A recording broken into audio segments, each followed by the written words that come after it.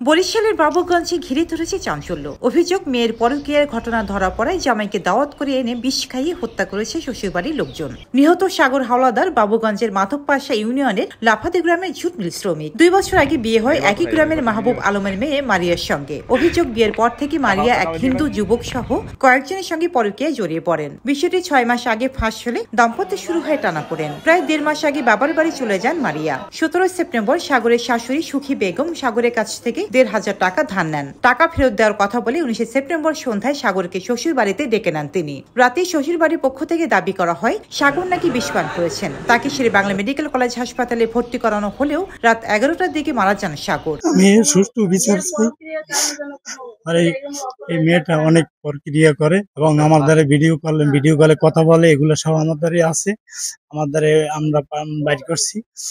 আমি খালি সুষ্ঠু বিচার চাই। দাঁত করে মেয়েটা তার বাবার বাড়িতে নিয়ে গেছে, আমার ছেলে যা গেছে ওই পরে নিয়ে ওকে মানে দরজা টরজা সব লক করে, ওরা 4 জন। মেয়ের নাম মারিয়ার আম্মা, মারিয়ার বড় ভাই, মারিয়ার বাবা, এরা ওরা জঘন্য ভাবে আঘাত করে, মাথায় আঘাত করছে, এই শরীরে আঘাত করছে, বিভিন্ন আঘাত করার পরে তারপরে আমার ছেলেকে বিষ খাওয়ানো হয়েছে যাতে ওটা চাপা পড়ে থাকে। তবে শাশুড়ি সুখী বেগম এসব অভিযোগ অস্বীকার করে বলেন, আমার বলে যে আশা কোথায়, আমি বলছি যে ও তো বাসায় নাই, বাসায় না থাকাতে কয় যে ও কই রাখছেন, আমাকে ও তো বেড়াইতে গেছে, ও বসছে চেয়ারটার উপরে, মুখে দেয় আর মধ্যে আমার হঠাৎ করে চোখ পড়ছে, আমি তাড়াতাড়ি সিটাইছি, আইয়ে থাবা দিছি, আমি হুকে দেখি কেউ ঔষধ পরে আমি কই তুমি এটা কি করলা, কয় আশা কই, আমি কি আশা আছে দেখ মনে। এই পর ওরে আমি ওই যে বমি করাইছি পর খাটে, এরপরে এই নিয়ে আইছি দরজার সামনে আইয়া আবার আমি তেঁতুল গুলা দিছি, আদামক তেঁতুল গুলা দেওয়ার পর ওইটা খাইছে, খাওয়ার পর আবার বমি করছে।